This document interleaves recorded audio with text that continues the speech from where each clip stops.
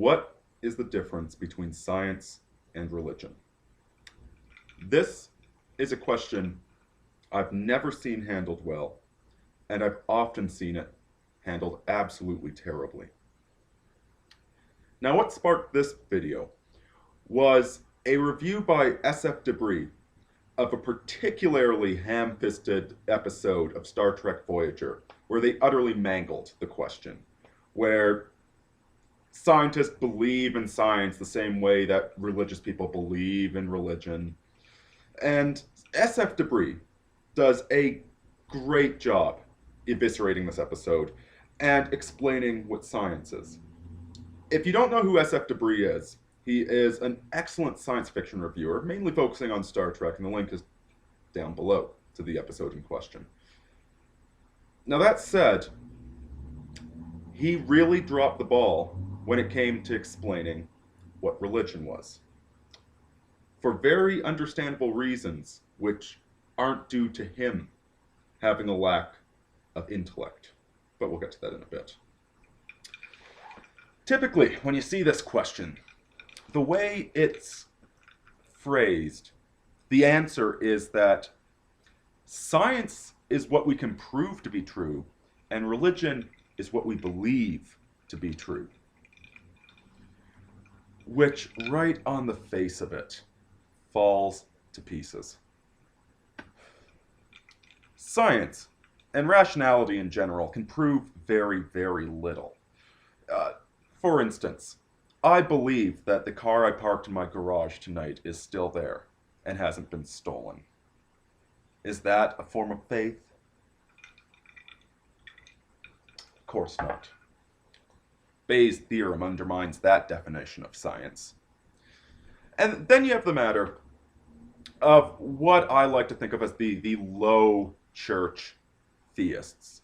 What always comes to mind when I think of these people, and I'm willing to bet that 50% of my audience thinks of these people whenever they hear the term religion, is this utter fool on the Penn and Teller show yelling about how he don't want his Bible taken from the courthouse steps. And you can have varying views on it, but these retard religious people that quote convenient sections of the Bible, have never read the entire thing, and believe in Jesus. They know that Jesus exists.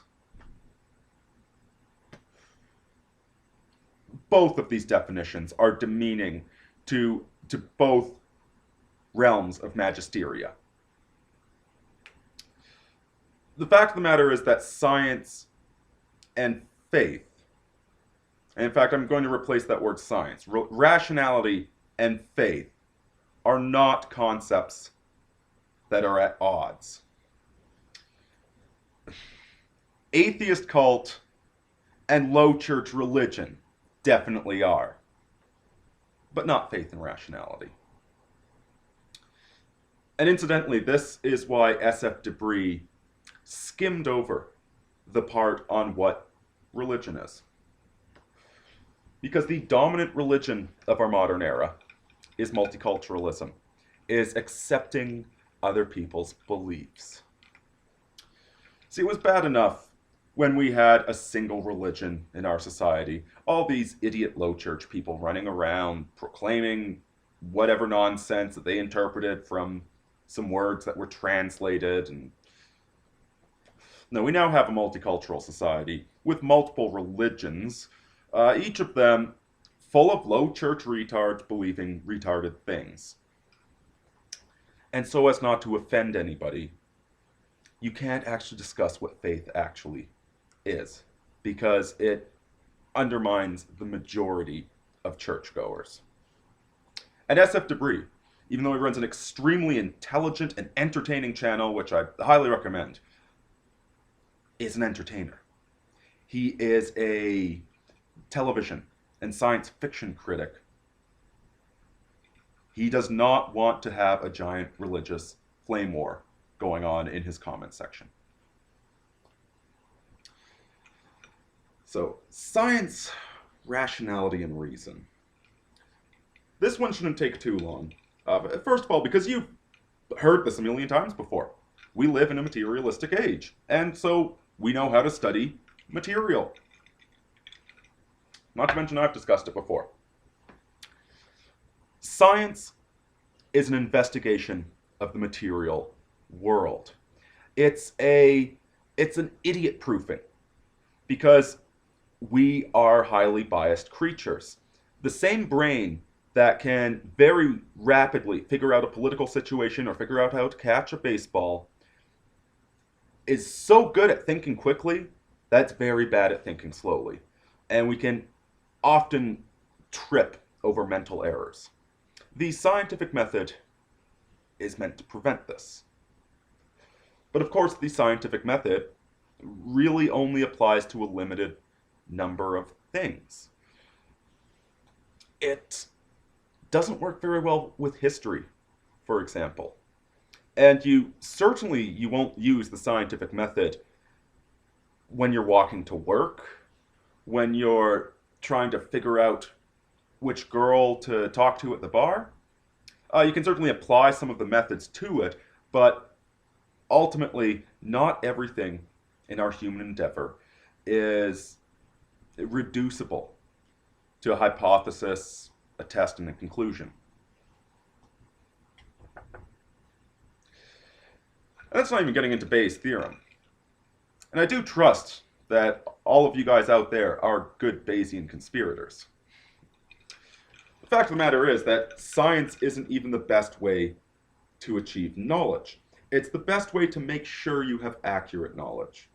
For instance, for most of human history, we all knew that when you dropped something, it fell at a consistent velocity until it hit the ground.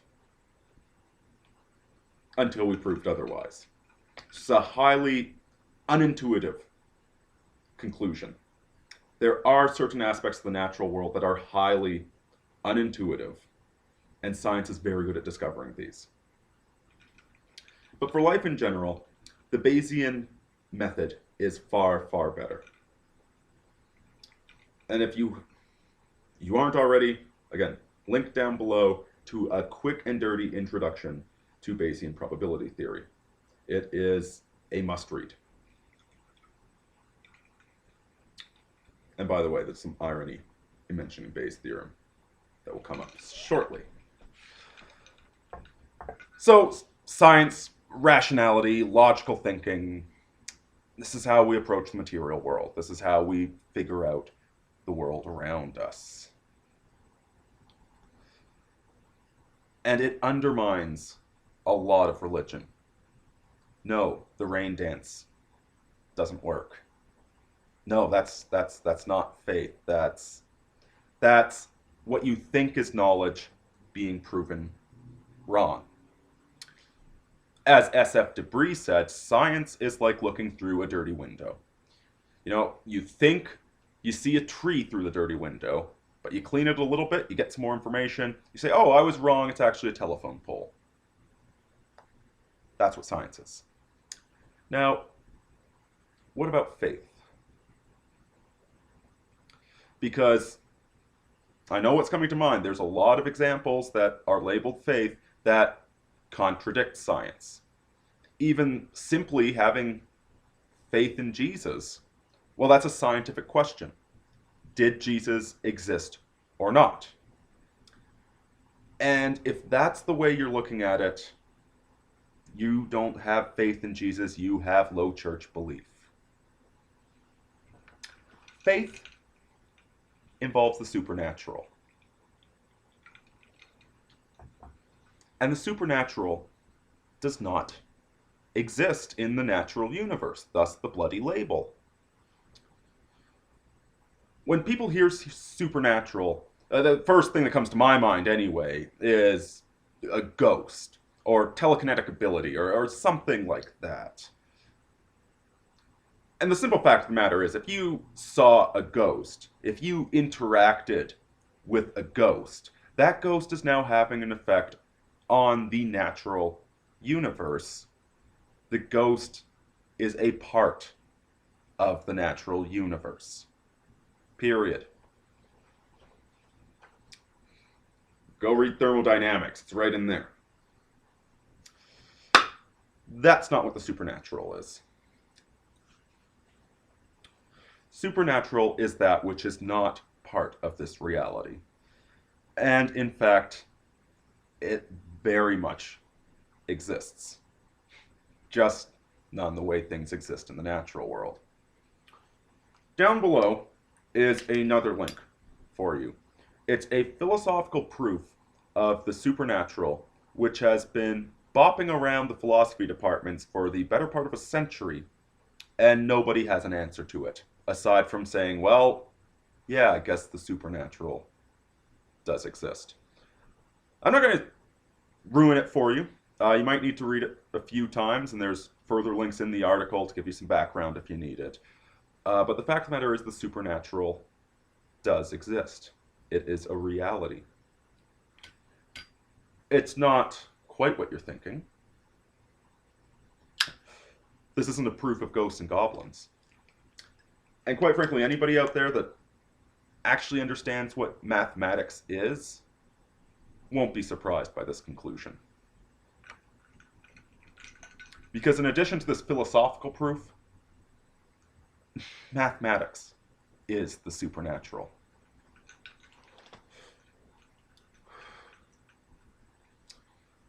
So if you have 2 oranges and you add 2 more oranges, how many do you have?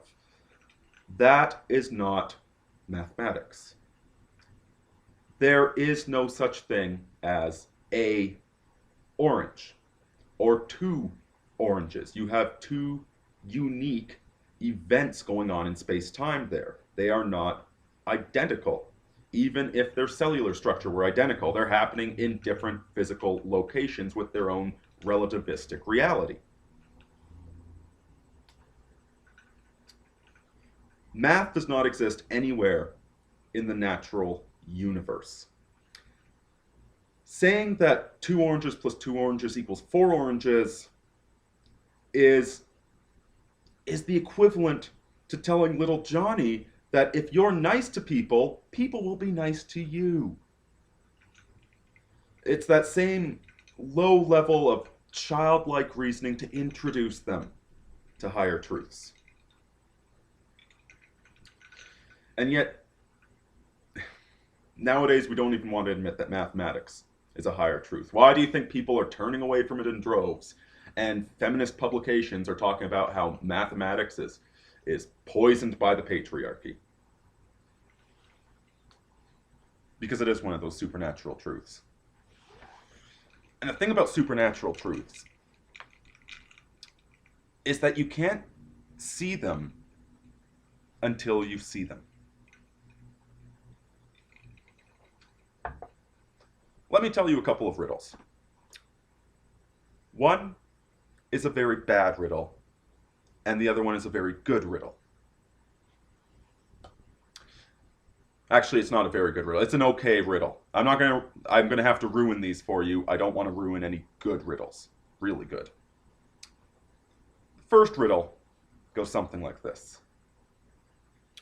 What travels with a car, goes at the same speed as a car, and never leaves the car, doesn't make a sound, never travels on its own, and disappears every night? The answer to this is its shadow. Or it could equally well be the displaced air in front of it. Or it could be just about anything. I remember running into that riddle years ago, and I spent a good 20 minutes trying to figure it out, and then when I read shadow, I felt like I'd been slapped in the face. And the reason is, I'm going to tell you a good riddle. Not a great riddle, but a good riddle. There are 2 switches on the outside of a room. And one of them controls the light bulb inside the room, the other one doesn't. You are only allowed in the room one time. How do you figure out which light switch controls the light bulb?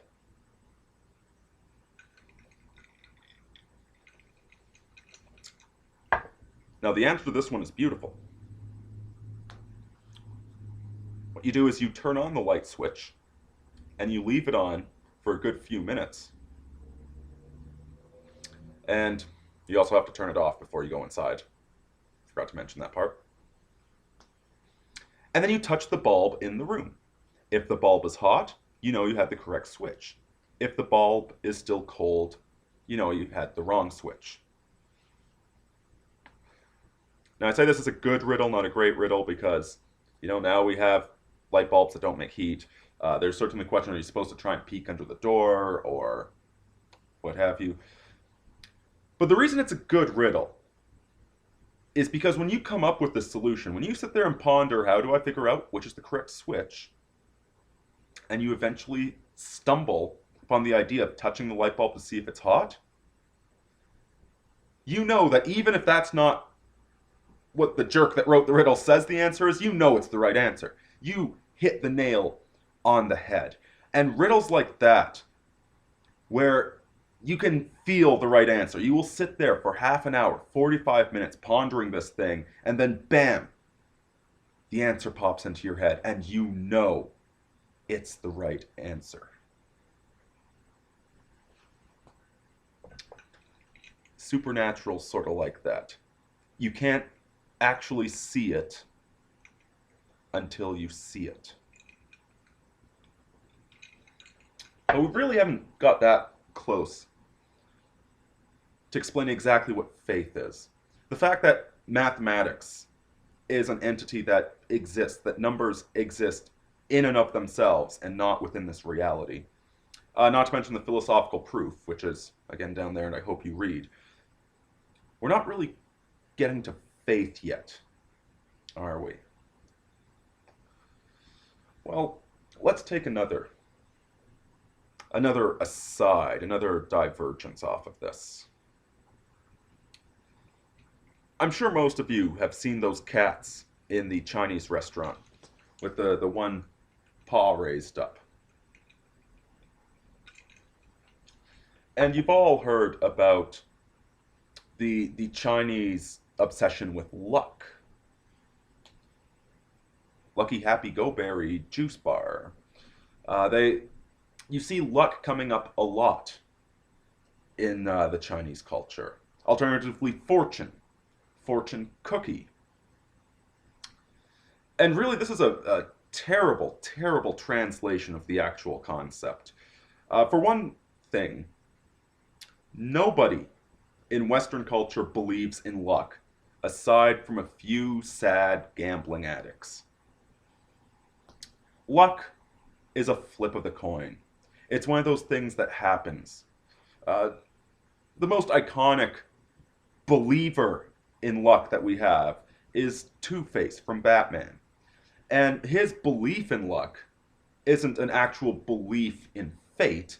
It isn't a faith in luck. It is a rejection of faith. He is shouting that there is nothing but the material world and the flip of a coin. And so to accuse the Chinese of believing in luck like a gambler or a self-destructive monster, it infantilizes a culture which is far more profound than that. The Chinese don't believe in luck. Fortune is the better translation of that. And it's not unearned fortune. See, luck of the draw, that's unearned. Sometimes it rains on you, sometimes the sun shines on you. It's just the way life works, right? So, sometimes you win the bet, sometimes you lose the bet. That's not what fortune means to the Chinese. Fortune means that if you run your business properly, you will have a successful business. That cat with its paw raised is a reminder of that. It's saying that despite the whims of fate, and yes, they will buffet you, if you run your business properly, it will succeed. Buddha spoke about the path, about walking the correct path. Inspired by this, you see and of course, the Tao, the Way, you see books like The Art of Warfare. Know yourself and know thy enemy, and you will be victorious in 100 battles. Not exactly science, that. Now is it? All of these are things pointing towards the ineffable. That thing that you can't measure, you can't prove, that you can't scientifically investigate, that is not part of this world. And in Christendom, we call this grace. It is the same concept that you can't point to directly.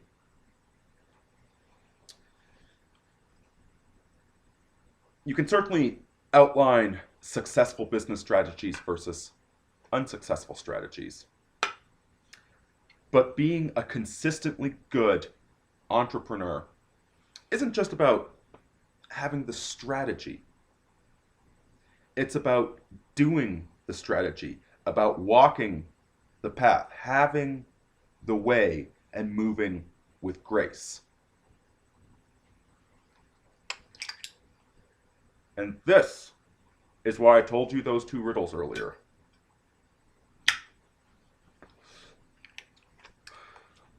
It's very easy to mistake belief for faith.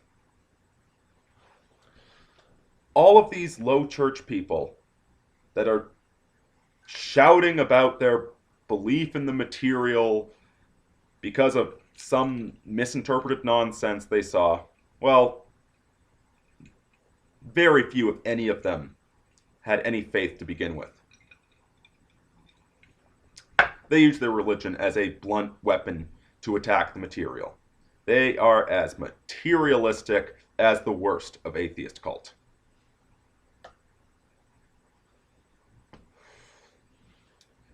But even those trying to pursue that faith, pursuing that ineffable path, that mathematical certainty that you can't quite put into words, that you have to illustrate through poetry, music, and art, that religious texts try and point you towards but can never really explain. You know it when you see it. It's like the riddle. When you get that answer, when you catch a glimpse of that light, of that grace, you know it. And yet it's so easy to mistake your own false beliefs for that as well.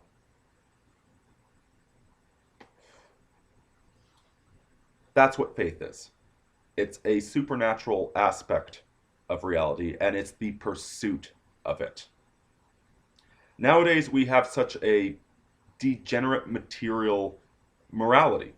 There's no absolutes in our worlds anymore. There's no flying buttresses on cathedrals reaching up and towards the infinite.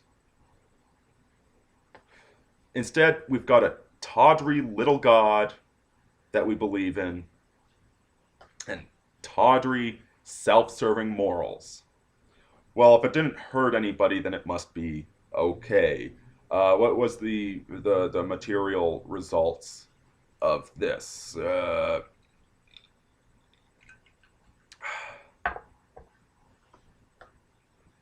I don't think it was intentional, but every good character in Martin's Game of Thrones series, even though he punishes the good,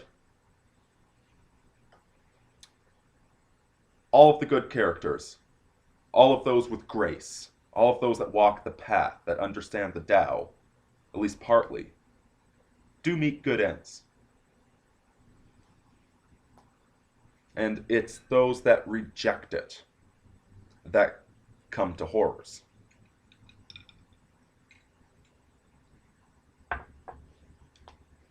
final word for the low church theists out there. If you believe in Jesus, if you believe that there was a historical Jesus, that there was a resurrection, if you believe all these things, you are missing the goddamn point.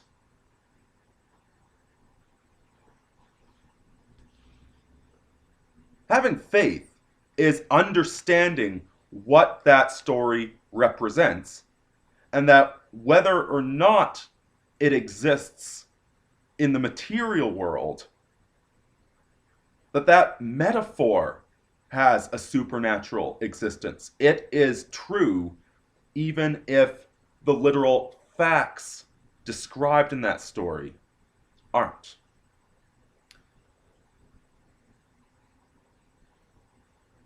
Faith is not about facts. The real world is about facts. Driving your car is about facts. Studying history is about facts. When you take your faith and decry the material world, decry science, and then try and dictate what reality is, you're as bad as the Fourth Lateran Council. And you attend a synagogue of Satan. Irini out, folks.